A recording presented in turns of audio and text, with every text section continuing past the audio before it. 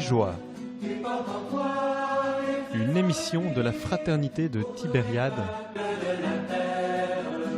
Mathieu et Jean-Michel vous parlent du chemin de lumière. Entrez avec eux dans la joie pascale.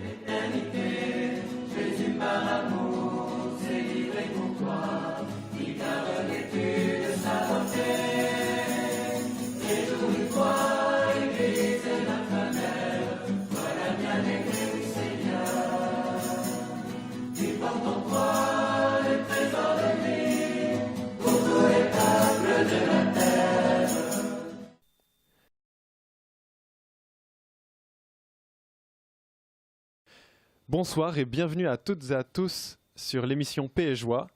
Aujourd'hui, on va parler de la 10e station du chemin de lumière, la conversion de Saint Paul. Je suis Mathieu, votre hôte ce soir, et je suis ici en présence de Frère Benoît. Bonsoir Frère Benoît. Bonsoir Mathieu. Nous avons la chance, encore une fois, d'avoir Frère Joachim pour s'occuper de la régie, pour le confort de vos yeux et de vos oreilles.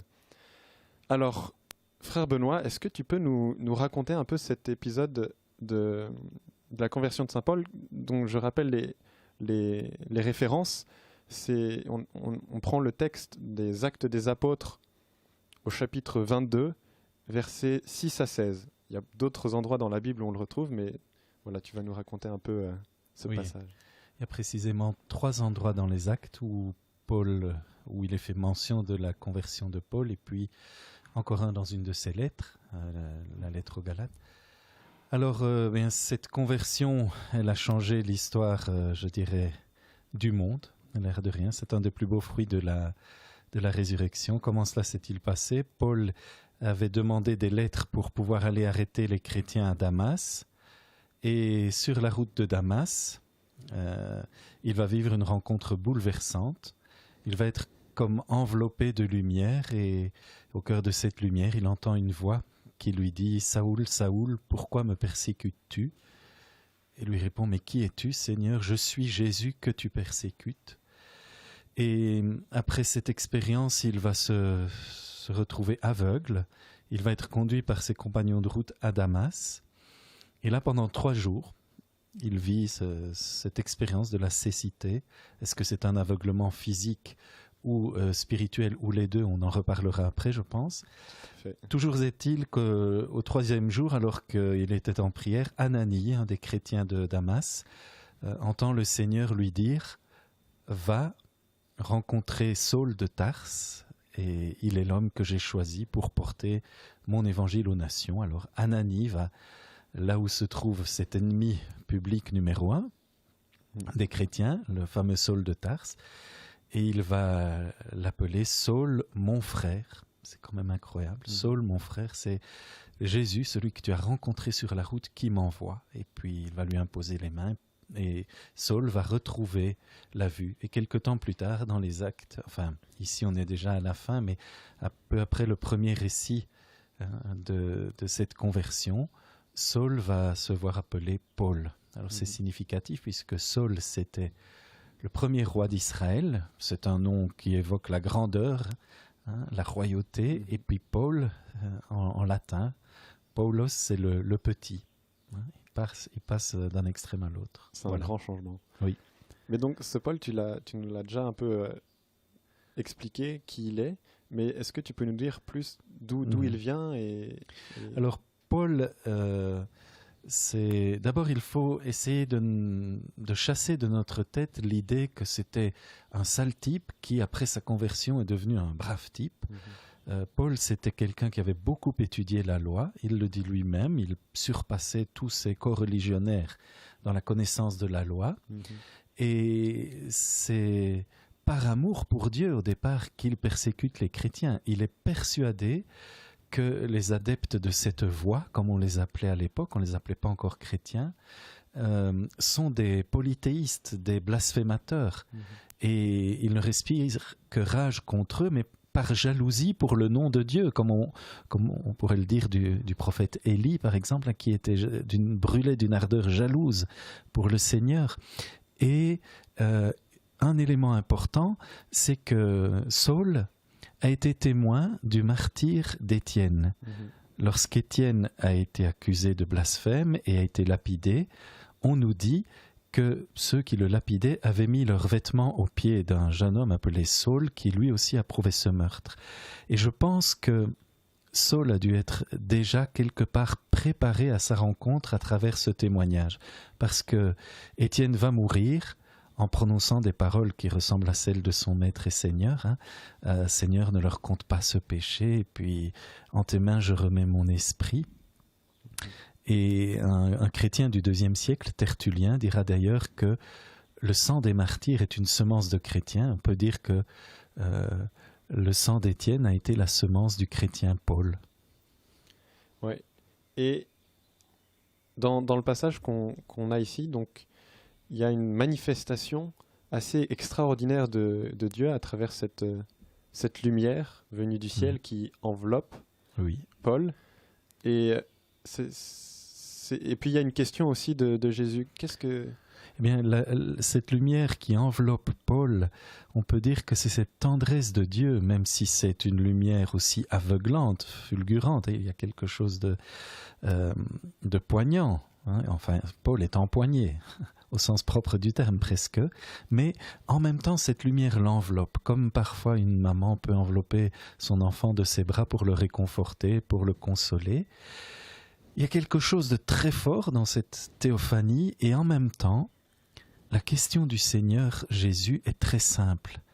Elle est presque désarmante. « Saul, pourquoi me persécutes-tu » C'est intéressant parce que le Seigneur ne demande pas à Saul « Pourquoi persécutes-tu mes adeptes ou mes amis ?»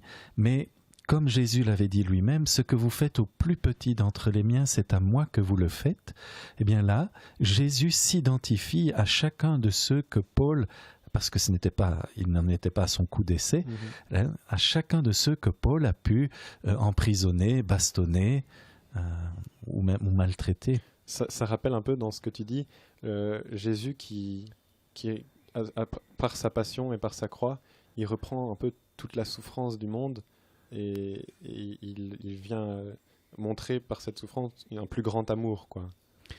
Oui, c'est un Jésus qui continue d'accompagner tous ceux qui souffrent et qui est présent à tous ceux qui souffrent, certainement. C'est la continuité de toute cette passion et de cette Pâque. Oui. Et donc, cette lumière, elle cause un peu un aveuglement chez Paul. Voilà. L'aveuglement est-il seulement physique? Est-il seulement spirituel? Est-il les deux? Ce qui est certain, c'est que Paul était convaincu de faire le bien et de faire des choses bien pour le Seigneur, et que tout à coup, on pourrait dire, ses yeux s'ouvrent et il devient aveugle. C'est-à-dire qu'il voit, il comprend en un éclair par cette question de Jésus, et tout de suite il le reconnaît. Mais qui es-tu, Seigneur? Il l'appelle Seigneur. Eh bien, il comprend qu'il a fait totalement fausse route. Et je crois que ça peut arriver à chacun d'entre nous, pendant une période brève ou longue de sa vie, d'être aveuglé et d'être convaincu de faire des choses bonnes, alors qu'il fait des choses tout à fait à côté de la plaque. Et quand on s'en rend compte, c'est un moment très douloureux. Et il est beau de voir que le Seigneur n'abandonne pas Paul dans cette prise de conscience presque traumatisante, je dirais, mais il va lui envoyer quelqu'un, parce que la communauté chrétienne, c'est une communauté qui doit offrir le réconfort, qui doit ouvrir les yeux, libéré, délié, et c'est pour cela qu'il est touchant et surprenant de voir Ananie venir vers Paul qui venait en fait pour faire du mal à Ananie et à tous les autres chrétiens, et l'appeler Saul, mon frère, et puis sur ordre du Seigneur, il va lui imposer les mains. Saul va recouvrer la vue, c'est-à-dire il va pouvoir se remettre debout, il va pouvoir marcher à nouveau, même et il est baptisé. Et il va être baptisé, oui. Et je dirais qu'on a un peu la même chose dans l'épisode de la résurrection de Lazare, où, après que Jésus ait appelé Lazare hors de son tombeau, il demande à des personnes présentes d'aller délier les bandelettes qui couvrent encore le visage, les membres de Lazare, pour qu'il puisse marcher, pour qu'il puisse aller. Et pour moi, je dirais que dans ces personnes qui délient Lazare, dans Ananie qui vient délivrer Saul de sa cécité, de son enfermement. Il y a vraiment une image de ce que doit être la communauté chrétienne, qui est l'inverse de ce qu'est une secte qui aveugle et enchaîne. Eh bien, la communauté chrétienne doit aider à ouvrir les yeux et à libérer la personne. Et tu me faisais remarquer aussi tout à l'heure, quand on préparait l'interview, la petite émission, que Dieu aurait pu guérir Paul directement, mais qu'en fait, il a laissé le temps, 3 jours, jusqu'à ce que Ananie arrive. C'est le temps qu'il faut dans la Bible pour renaître, 3 jours. Jonas va passer 3 jours dans le ventre de la baleine, Jésus va passer 3 jours au creux de la terre, Paul va rester 3 jours aveugle. C'est vraiment le temps d'une renaissance. Aussi, Jésus ressuscite le 3e jour. Oui, c'est ça. Oui. Et moi, je trouve que c'est quand même une fameuse conversion. Oui, parfois, je lisais que c'est un peu l'exemple parfait de la conversion, cette conversion de Paul. Est-ce que c'est un exemple parfait? On peut peut-être dire un archétype, un prototype, mais chaque conversion a quelque chose d'extraordinaire. Mais il faut bien comprendre sous le mot conversion, on met 2 choses qui peuvent être différentes, 2 étapes. Il y a la conversion comme passage d'une religion ou d'une non-religion au christianisme, c'est le moment clé, comme ici pour Paul, mais elle n'est pas achevée par le baptême. Le baptême, c'est le début du long chemin de conversion qui ne s'achèvera qu'à la mort. Et donc sur tout ce chemin, Paul va manifester encore bien des imperfections, en tout cas à nos yeux. Il va avoir une grande dispute avec Barnabé, qui va se séparer de lui, il va renvoyer Marc. C'était pas un type toujours facile à vivre, mais n'oublions pas que la sainteté n'est pas synonyme de bonne éducation, de bienséance, etc. La sainteté, c'est simplement l'amour de Dieu qui nous remplit tel que nous sommes. Alors, on essaye de devenir de plus en plus évangélique, mais on est tous aussi marqués par nos histoires, par nos éducations. Donc oui, il y a quelque chose dans la conversion de Paul qui est remarquable, dans le fait que autant il a pu être entier dans le judaïsme, autant il va l'être dans le christianisme. Il va recevoir la bastonnade, il va faire naufrage, il va être fouetté, il va être emprisonné et il va rester inébranlable dans la foi. Et c'est vrai qu'à ce titre-là, on peut dire qu'il y a quelque chose d'exemplaire. Mais j'aimerais dire à ceux qui nous écoutent qu'il n'y a aucun chemin de conversion, il n'y en a pas 2 qui soient tout à fait similaires. Chacun a son histoire, son chemin à vivre et que il ne faut jamais se décourager, même si on retombe, même si on peine. Le Seigneur est avec nous, nous accompagne. Ce sera un des thèmes de l'homélie de la messe demain que je vous invite à suivre aussi sur nos antennes. Et parce que le pire qui puisse arriver sur un chemin de conversion, c'est de se décourager et de s'arrêter. C'est bien parce que tu parles de chemin et un peu de ces choses-là, c'est justement ce dont on va parler juste maintenant dans l'émission. Paul, à travers sa conversion, il va répondre à un appel de Dieu et commencer à aller parler autour du monde de l'évangile. Et donc justement, parfois on confond un peu appel et vocation. Est-ce que tu peux nous rappeler un peu ce que c'est les appels dans notre vie et ce que ça amène à la vocation? Comment ça nous amène à... Alors, il faut savoir que nous partageons tous, frères et sœurs humains, un premier appel commun, c'est l'appel à la vie. La vie, c'est un don, mais c'est aussi un appel. Le Seigneur met le peuple d'Israël, avant son entrée dans la terre promise, devant un choix. Il dit, voilà, devant toi, il y a 2 chemins. Celui qui mène à la vie, celui qui mène à la mort. Et il dit, choisis donc la vie. C'est comme un appel à choisir la vie. Il y a un autre passage dans le livre d'Ézéchiel au chapitre 16 qui est une parabole de comment Dieu s'est comporté avec Israël, mais aussi avec chacun de nous, et où on raconte que, voilà, c'est Dieu qui parle, si vous voulez, à travers la bouche d'Ézéchiel. Il voit comme un enfant qui gît encore dans son sang, on ne t'avait même pas coupé le cordon, et moi je t'ai vu, et je t'ai dit, vis. Sois vivant. Ça, c'est l'appel fondamental. Et nous avons, parce que pour certains, ils ont un tempérament jovial, ils mordent à pleines dents dans la vie, mais tout le monde n'est pas comme ça. Pour certains, se lever le matin est un défi. Pour certains, vivre est une difficulté. Il faut s'en rendre compte. Et ce n'est pas un péché, c'est une structure, c'est marqué, c'est peut-être à cause de leur histoire, c'est peut-être à cause d'un tempérament de base. Ils sont appelés à vivre. Chacun de nous est appelé à faire des choix de vie au quotidien.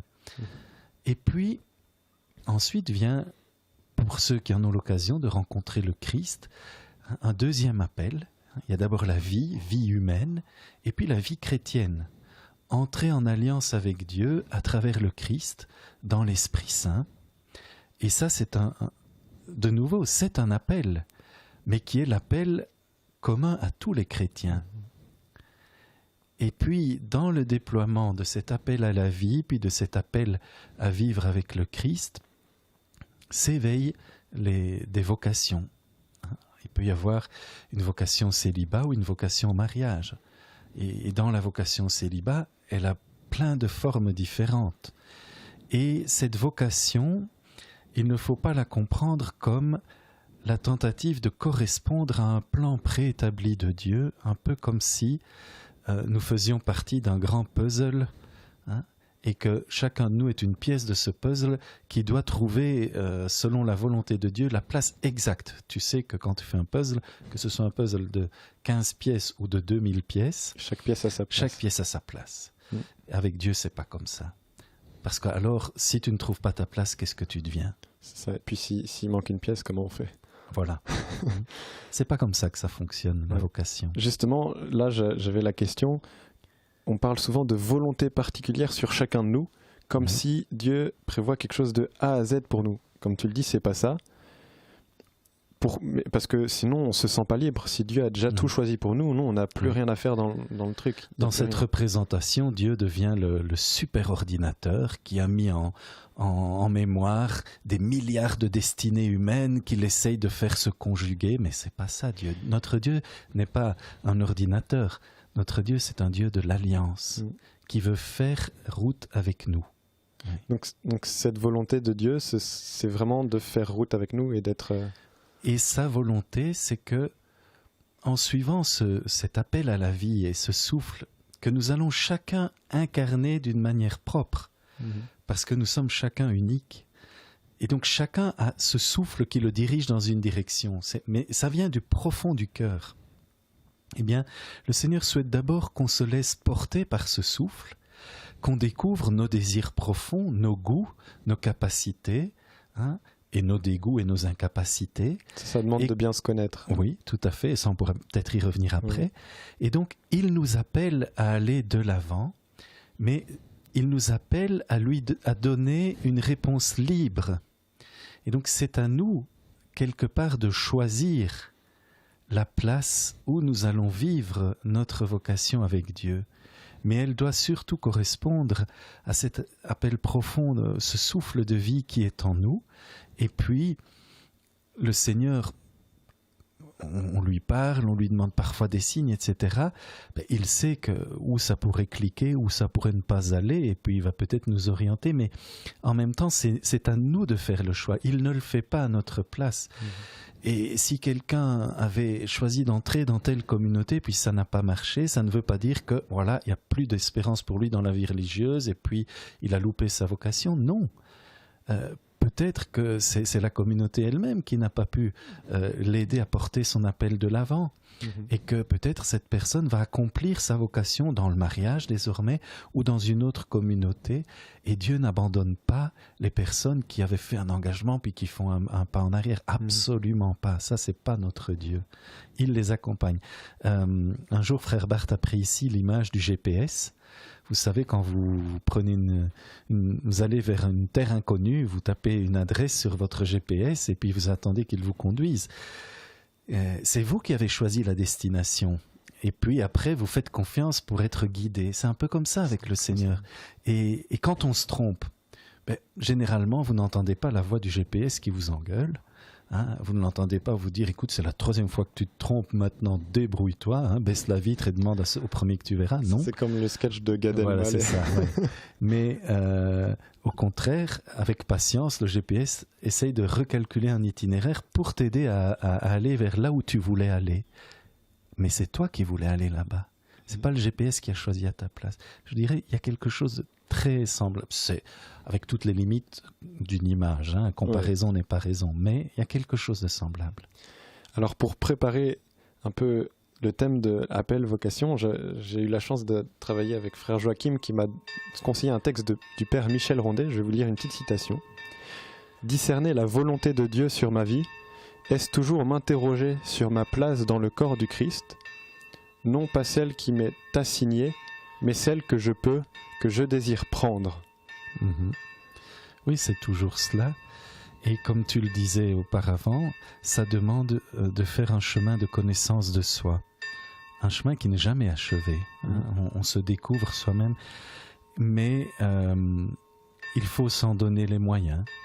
Alors, justement, est-ce que tu peux nous donner des petits outils, des petits moyens qui peuvent nous aider à découvrir, à apprendre à se connaître, mais pour nous permettre de découvrir et de trouver notre place, celle à laquelle on se sent appelé? Oui, il y a beaucoup de petits moyens qui sont tout à fait à notre portée. Je dirais le premier moyen, c'est la lecture de l'Évangile. Et je ne parle pas de toute la Bible, mais je dis bien les 4 évangiles, Matthieu, Marc, Luc, Jean. Il y a quelque chose dans les évangiles qui frémit, qui palpite comme un cœur et qui nous rejoint. Et dans ce miroir de l'Évangile, lorsqu'on essaye de l'assimiler et de le faire passer dans sa vie, de le vivre, on commence à se découvrir soi-même.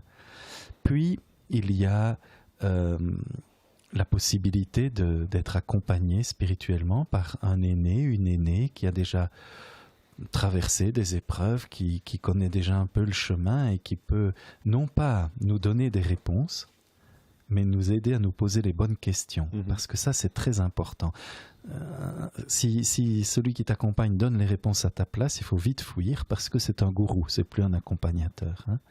Et donc, quelqu'un qui nous aide à nous poser les bonnes questions. Puis je pense que le temps de confinement que nous vivons, qui a ses âpretés, ses difficultés, ça pour tout le monde, mais c'est aussi un temps favorable pour la connaissance de soi, dans la mesure où on vit moins vite. On vit en étant moins jeté à gauche et à droite. On vit dans un endroit précis, à un rythme plus lent. Ça nous permet de nous intérioriser, de revenir à nous-mêmes, de rentrer en soi-même. Et peut-être que c'est un exercice que nos auditeurs pourraient faire chaque soir avant de se coucher. C'est ce que nous faisons quand frère Barth au Compli nous dit sous le regard du Dieu qui fait miséricorde, revisitons notre journée. Revisiter sa journée, voir quels en ont été les temps forts, ce que j'en recueille ce soir, et peut-être quels ont été les temps morts, les temps faibles, et pourquoi. Et c'est comme cela. L'examen de conscience, c'est pas compter ses péchés. Ça, c'est une compréhension tout à fait mauvaise. Moi, on m'avait appris à prier pour ce petit moment-là, de faire merci, pardon et s'il te plaît. Donc c'est pas. Ça peut être aussi quelque chose comme ça. Sur la journée, dire un merci pour une belle chose qui est arrivée pendant la journée. C'est une prière toute simple, comme pour des enfants, mais en fait c'est très riche, même pour. Oui, tout à fait. Et puis il y a aussi la vie des saints, qui peut nous aider à nous connaître nous-mêmes. On dit souvent que les saints, nous ne les choisissons pas, ce sont eux qui nous choisissent. Et c'est vrai que tout à coup, un saint peut surgir dans ta vie, un saint François, une sainte Thérèse de Lisieux, enfin, un Charles de Foucault.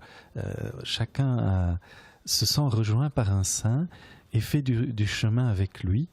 Et voilà, les saints ne doivent pas être copiés. Dieu ne fait rien en série. On ne connaît pas le clonage dans la vie spirituelle. Donc chacun a à vivre son chemin, mais être entouré, comme dit la lettre aux Hébreux, de cette multitude de témoins que nous avons la chance d'avoir à travers les saints et les bienheureux, c'est aussi une manière de faire route avec eux et puis d'être interpellé sur ce que nous vivons et sur notre désir de sainteté. Justement, je voulais parler d'un saint ce soir, pour introduire un petit peu, parce qu'on va avoir toute une émission consacrée à ce saint mercredi soir avec Com. C'est Saint François. Oui. Est-ce que tu peux nous expliquer un peu, chez Saint François, comment il a découvert et vécu un peu son appel, un peu à travers toute sa conversion? Mais François est un jeune homme brillant, qui est quelqu'un qui aime la vie. Il vit dans une région magnifique, qui est l'Ombrie et la Toscane. Et un bel avenir lui est promis, puisque son père est un des plus riches marchands de la ville, à une époque où on passe du système féodal au système des communes, et donc où la richesse pécuniaire, l'argent devient la valeur première, et son père, il en a beaucoup. Alors, il a des rêves de grandeur, et il y a une première guerre qui se joue entre Assise et Pérouse. Alors, François va à la guerre contre Pérouse, et puis il est fait prisonnier pendant presque 2 ans. Et puis Assise négocie la libération de ses prisonniers, etc. Et puis, dans cette expérience-là, il fait déjà une expérience de pauvreté. Hein. Et puis, il revient, il va de nouveau être repris par les rêves de grandeur. Il rêvait d'être troubadour, c'était un peu le chanteur pop de l'époque. Et puis, il va rêver d'être chevalier. Hein, ça, c'était peut-être le self-made man de l'époque. Et puis, sur la route, en allant rejoindre les troupes, je crois, de Gauthier de Brienne qui partaient pour la croisade, il tombe malade, mais une maladie très, très spéciale, parce qu'il va en même temps, dans un songe, entendre le Seigneur lui dire « Qui vaut-il mieux suivre, le maître ou le serviteur ?» Et répond le maître « Pourquoi suis-tu le serviteur ?» Il revient assis, on se moque de lui, donc il fait l'épreuve de la honte. Oui, Et puis, durant cette convalescence, un jour qu'il se promène dans la campagne d'Assise, il va croiser un lépreux. Et alors que d'habitude, la vue des lépreux lui était insupportable, il s'est senti poussé, lui qui avait recommencé à lire l'Évangile, à vivre avec le Seigneur, senti poussé à descendre de son cheval, et non seulement à mettre une pièce dans le moignon qu'on lui tendait, mais à embrasser le lépreux. Et il va commencer à aller chez eux. Et dans son testament, quelque temps avant sa mort, il dira « Lorsque j'étais encore dans le péché, la vue des lépreux m'était insupportable. Mais le Seigneur me conduisit parmi eux et je leur fis miséricorde. » Ou plutôt, je fis miséricorde avec eux. Les pauvres ont ouvert le cœur de François à la beauté de la vie et à la beauté de l'Évangile. Et d'ailleurs, pendant tous les premiers temps du franciscanisme, le noviciat consistait à aller soigner les lépreux. Merci beaucoup, frère Benoît. Ah, nous sommes déjà au terme. C'est ça, on arrive au terme. On a entendu le frère Joachim qui nous a un petit bip au talkie-walkie pour nous prévenir qu'il fallait arrêter, Voilà. donc on va s'arrêter là. On salue Blanchard, un fidèle auditeur du Congo.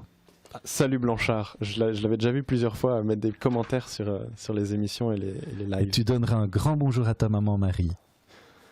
Alors, quelques petites annonces avant les complis. Demain, l'émission aura lieu non pas à 20h30 mais à 10h30 avant la messe de dimanche, et ce sera la 11e station du chemin de lumière, et les intervenants, c'est encore une surprise, vous les rencontrerez demain, et on parlera de la station donc avec Paul et Silas en prison. Comme d'habitude, les offices continuent en semaine, seulement le dimanche le rythme change un peu parce qu'on a les laudes à 7h30, la messe à 11h et les vêpres à 16h. Et puis ensuite, on part en désert le lundi, donc on aura la messe seulement le lundi soir à 18h30. Voilà, bonne soirée à tous et puis à demain matin. Bonsoir.